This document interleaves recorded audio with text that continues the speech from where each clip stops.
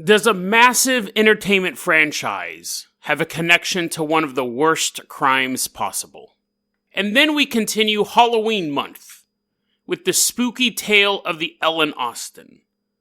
When this ship set sail from London to New York in 1880, it was supposed to be a routine journey. And the journey was normal until they ran into a ship that devoured all hope. Today on Dead Rabbit Radio.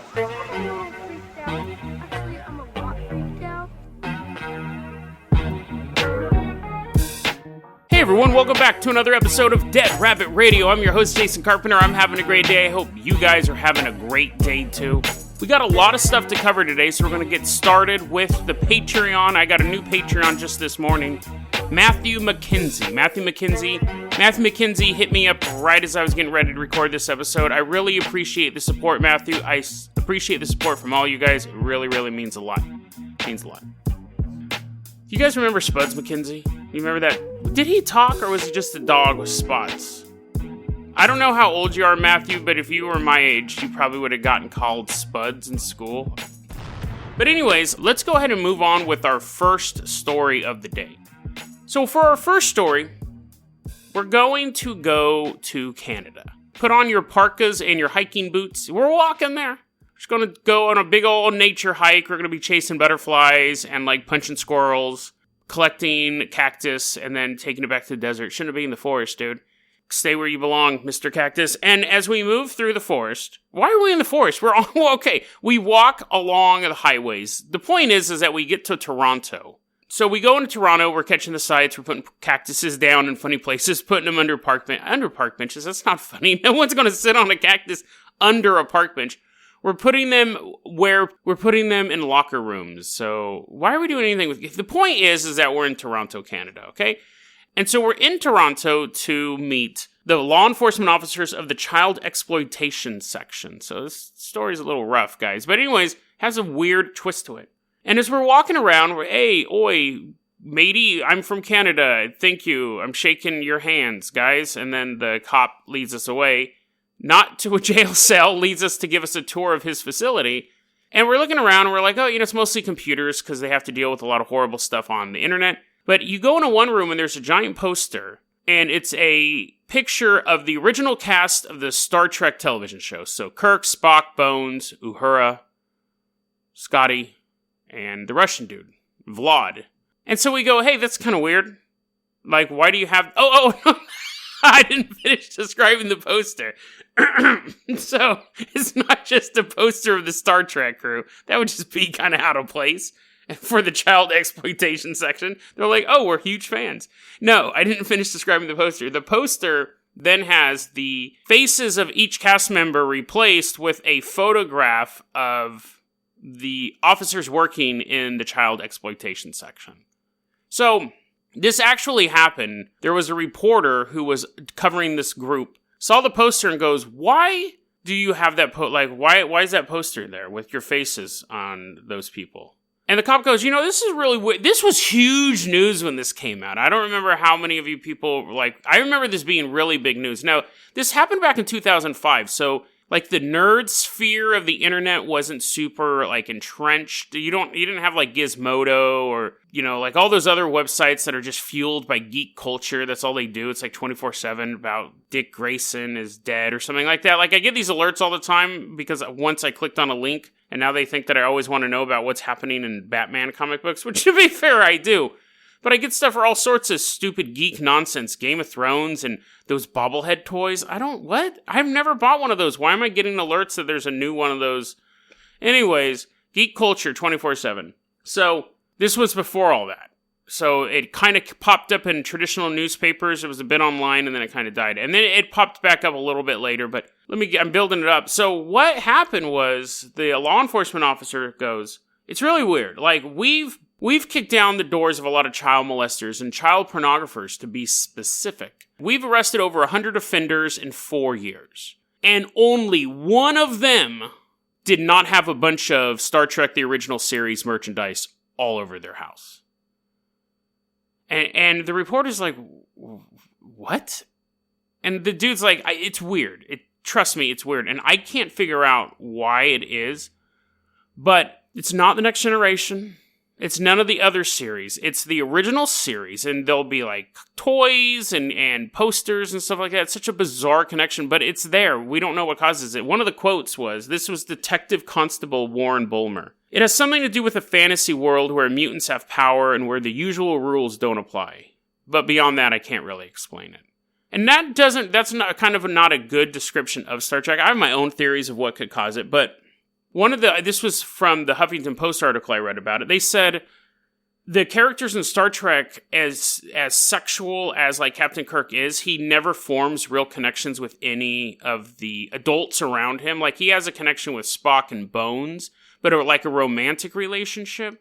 It only lasts an episode and then he's gone. There's no long-term relationship goal for him. And they said that appeals to a pedophile. They're not looking for a long-term goal. They're looking for a short-term fix.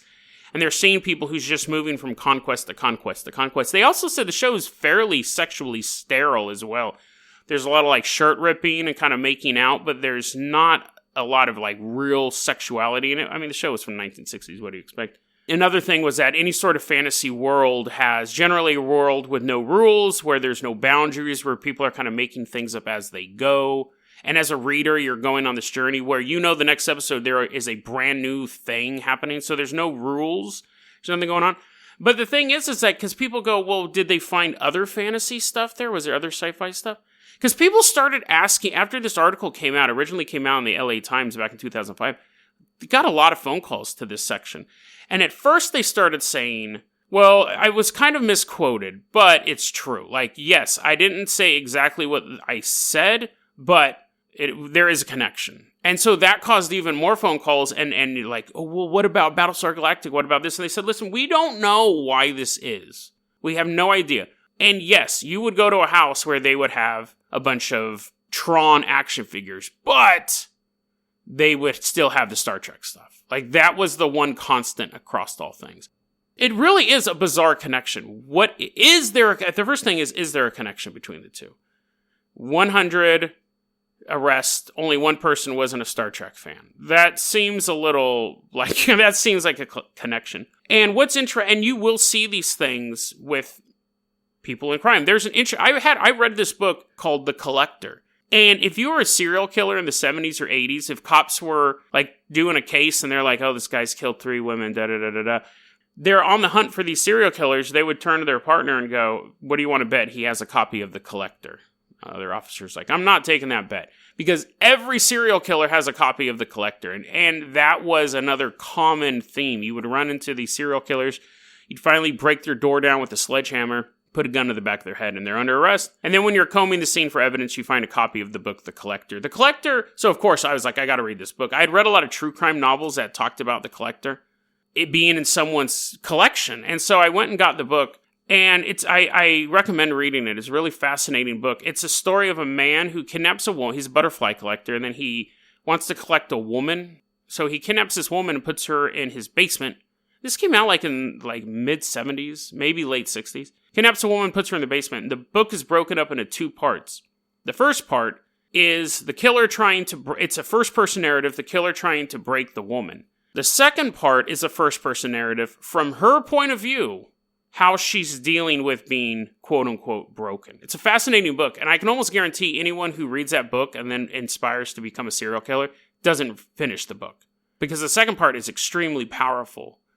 Because you read the first book and you're like, whoa, what a horrible situation this woman's in. You're reading the second part and you're like, whoa, what a horrible situation this woman's in. But all of the stuff that she's going through and the tricks she's playing and the mental is really, really good book. It's like 90 pages long. I would check out The Collector, but let's go ahead and actually move on to my Dead Rabbit. That was my book recommendation. I want to do 31 Dead Rabbit recommends this month. I want to give you something to watch each spooky day of spooky Halloween. Today's movie that I want to talk about very briefly, I actually was recommended to me by Carson. He's a listener of the show. He supports the Patreon as well. He's a friend of mine in real life. I should have said that first. A young starlet, she's not even a starlet, a young woman is in LA. She wants to be a star, more than anything. She wants to make it in Hollywood. She's living at a house with like 5 of her friends. They're all young, beautiful people. And she just can't land the right role. No matter what she does, she just can't get a break. Until she meets a casting director and everything spins out of control. The movie's called Starry Eyes. Now, right there, you're like, what is this? You recommending me to watch some drama? This movie is about Illuminati, Satan worshippers controlling the movie industry, dark forces behind your favorite actors. It's a really, really good horror movie. Again, fairly low budget. It looks beautiful. It's beautifully shot. Fairly low budget. Messes with your head a couple times. You start to wonder, is she really hallucinating all this stuff and she's gotten too far into the internet and believes all these stupid conspiracy theories, or are these things actually going on? Starry Eyes, that's my recommendation for today. Check it out. Really, really good movie. Okay, let's go ahead and move on to our next story. Just like how I want to have a Dead Rabbit Recommends every day, I want to have one spooky story for you every day. The pedophile story is just disgusting, but this story is actually spooky. So we're leaving Toronto. We walk to the ocean, and then we just walk into the water. And now I'm swimming in my scuba set. Oh, you don't have your Dead Rabbit licensed scuba set? Sorry, bro. And you're like splashing around. And I'm like, fine. I go swim back. We're going to share my oxygen tank. I'm going to take a couple extra breaths, though. I'm going to be like, then I'll give it to you, and you go, and I just take it back and go. Because, I got to survive longer, right? So anyways, we're swimming in our Dead Rabbit diving suit. Dead Rabbit diving suit. I don't think you want to name a diving suit after dying. I don't think you want to name any of our vehicles after stuff like a Dead Rabbit dirigible. You don't want the word dead in your vehicle. But anyways, Dead Rabbit diving bell. Isn't that like that giant? We're not even underwater in the story. Okay, so anyways, we get onto the Dead Rabbit rowboat. We'll help you on board. I don't know why we're going deeper into the ocean. Dead Rabbit rowboat. We're rowing to the year 1856. But we're just rowing to New York. So we're just kind of doing a loop. And we go into New York City. We grab a newspaper. We're reading this article. This was printed in 1856. This was in the New York Tribune. This was printed in the February 19th edition of New York Tribune, 1857. We're reading this article, right? And there we tells a story about this boat called the Ellen Austin. And this guy says, okay, here's what happened. I worked on the Ellen Austin, and I slept past the breakfast bell, the morning meal bell. Ding-ling, ling-ling-ling-ling. And the crew member slept past it. Eventually, someone goes, hey, matey, why are you sleeping? And he goes, what? I didn't even hear the bell. He gets dragged out of bed and taken to the captain's quarters. And the captain's standing there, and he's like, so I heard you slept past the morning meal bell. And he's like, I did, but is that a big deal? And he's like, yeah, that's a big deal. On my boat, they throw a blanket over his head so no one can hear him scream, begin hitting him with a giant metal rope. And then the captain goes, sick 'em, boys, and attack this guy on a boat and bite his legs up. He's like, oh, next time I'll hear the bell, I promise. And they just bite his legs up. Captain's like, good. As you can see on my boat, the punishment fits the crime. You may go. And he's like, he hobbles out of the ship, and then he's instructed to show all the other crew members his legs. Now, it's 1856. This isn't 1492. There are passengers on this boat. This boat, the Ellen Austin, was called a packet ship, so it would have a regular route. It would go from London to New York, and it would move passengers, material, mail, stuff like that. So other people are like, oh man, that was a really good breakfast. That was a really good morning meal. Sorry, Jason. And I really like those eggs. And then you see some guy with bloody legs come out and goes, this is what happens when you don't come to the morning meal bell. 12 days later, okay? This same dude is jumping down off of a mast or something. He's like, whoopee! He's playing Errol Flynn. He's jumping off of this mast and he lands on the boatswain's foot and falls down. And the boatswain goes to the captain and says, I was just doing my boatswaining, and this guy jumped on top of me and hurt me. The captain goes, bring him to me. So the dude hobbles in, legs are all still messed up. Captain goes, so I heard you attack this guy. He's like, I didn't attack this guy. Get the carpet. So they throw a carpet over him, beat him with the wire again, end up bashing up his head. And then the captain goes, sick 'em, boys. And he gets attacked by dogs again. Eventually the boat docks in New York. He jumps out. Not literally. He has to crawl out. He said after this, the only job he could do was steering the boat. That's because he couldn't move. And he reports a story. And the Ellen Austin, there was this quote from the New York Times. It says, the officers of the Ellen Austin have a very unenviable notoriety for alleged cruelty to their men. and that the vessel has scarcely ever entered port without complaints being made in our police courts against them for cruel and inhuman treatment. Ugh. And people still worked for this boat and rowed it because they're like, oh, I really need to get back to London. And you think, okay, it's the crews getting attacked by dogs.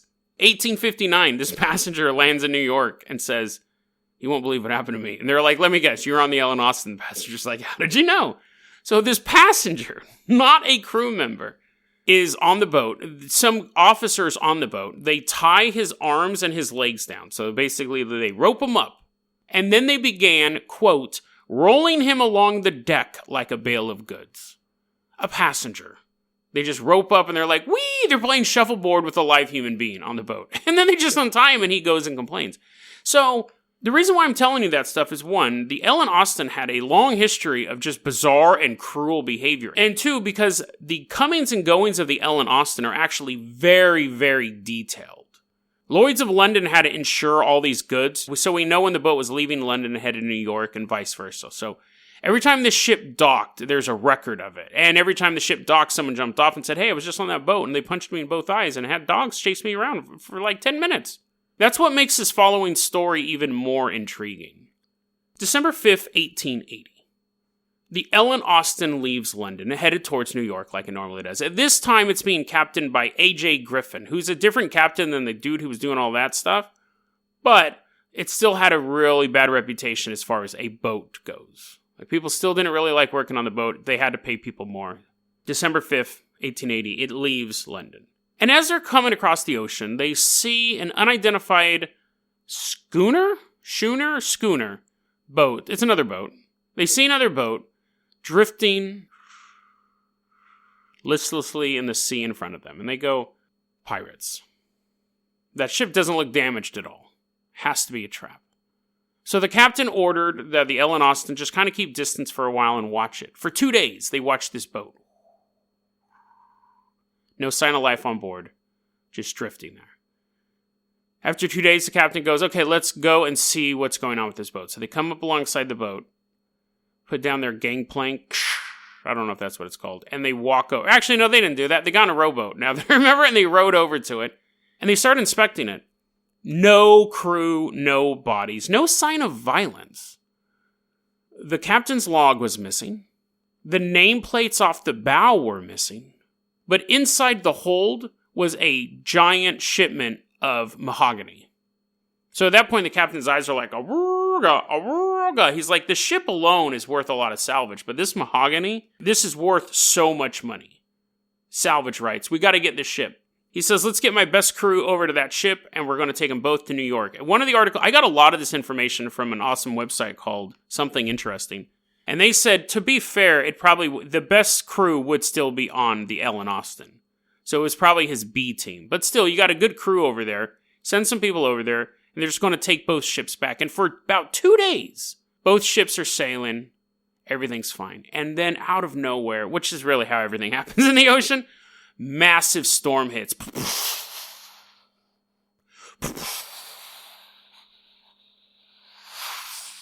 Boats are getting tossed around. Their human shuffleboard game gets interrupted. They're like, oh no, we have to go inside. The dude's like, are you going to untie me? You going to untie me? Captain's like, sick 'em boys. Dogs are all untying the ropes. Passenger goes back. Storm lasts for 2 days. So there's no communication between the ships at that time. But after 2 days, storm clears. The other ship is gone. They don't see it anywhere. They're like, they must have got blown away by the storm. It'll come back. But they go, we got to find that ship. We got to find our crew. We got to find all that sweet, sweet mahogany. And they're doing this search for a while. And then eventually they see, like, right over by the horizon, the tip of the ship. They're like, there they are. It takes them 8 hours now that they found them, it takes them 8 hours to get to the boat. When they get there, it's just drifting. Captain's like, okay, who wants to volunteer to go on board this time?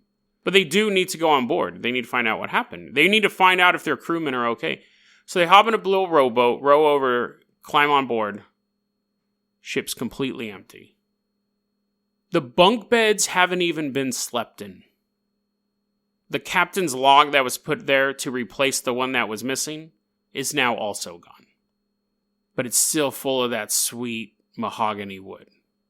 So, Captain's like, we got to get a new crew over here. And the crew, nobody wanted to do it. They go, that ship's cursed. He's like, we need that stuff. This ship is salvageable. We can do this. Took him quite a few hours to convince another crew to go over there. And he said, tell you what, you guys can bring whatever you want. Bring your weapons. Bring that dude over. Plays a little shuffleboard. Totally cool. Whatever you need to feel safe, you can go over. And also, he must have promised them a lot of money, because eventually he did get another crew of people to go over there, which at this point we're probably at his C team. Definitely not the best of the best. So this other crew goes over there, and the captain says, we will stay within 10 boat lengths of you. We're not going to lose sight of you. We're not going to be popping wheelies. We're not going to be doing anything fun. We're going to take 2 boats. We're just going to sail them straight. We'll be right behind you. And the other guys are like, fine. Day passes. No storm. Another day passes. No storm. And then one day when the sea is perfectly calm, because they're over this place called the Sargasso Sea, it's in the Atlantic Ocean, where the seaweed is so thick, the wind doesn't make the water break. It's just a flat area. They said the only breaks that you see in the water of the Sargasso Sea is derelict ships. Because the ship will sink there and there's no current or anything to move it away, so it just sits there. It's just this graveyard of boats.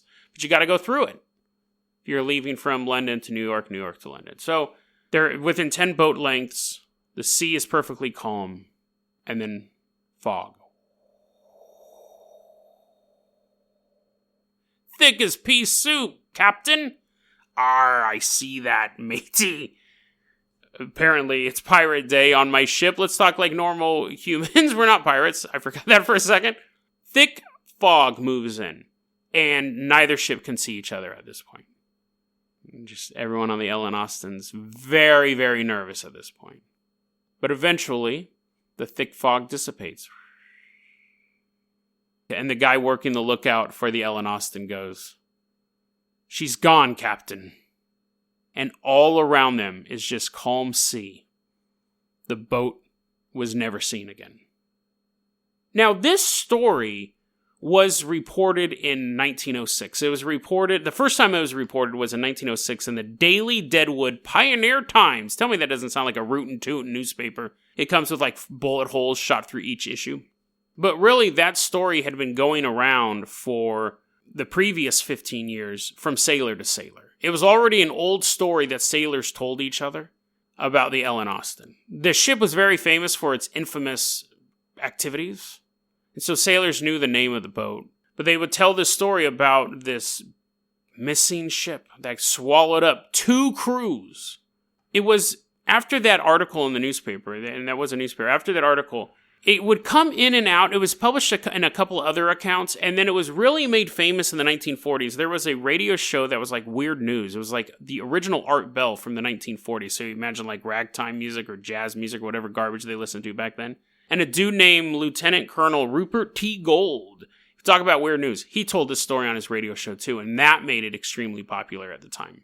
That whole time period from after the boat docked in 1881, because, see, we have the records. I'll get to that in a second. But after the boat docked in 1881 till, really, today, I'm sure sailors still talk about this story, but definitely they were talking about it long before it became part of the public consciousness. So there's a lot of interesting facts to this story, and there's some myths. Obviously, the first thing you want to know is we have all these documents about this boat. Are there any reports of crew missing from this boat during that journey? No, there aren't. If you have a boat and people die in your boat, you have to list it. Lost at sea, you have to list it. It's all for insurance purposes. But we do know that the boat left on December 5th, 1880. And it arrived in New York on February 11th, 1881. Which is apparently back then an unusually long amount of time. It shouldn't have taken that long for that boat to reach New York.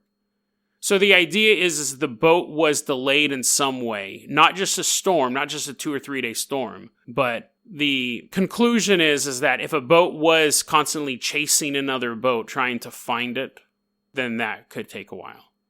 Because you say, well, it was just 8 hours for them to go from where they were out to find the boat the second time. Well, they took 2 days off to wait for the boat. And it took them a good period of time to even see the boat off the horizon the first time it disappeared. It took them 8 hours to get over there, but it took them a while. They were just sailing around hoping to find it.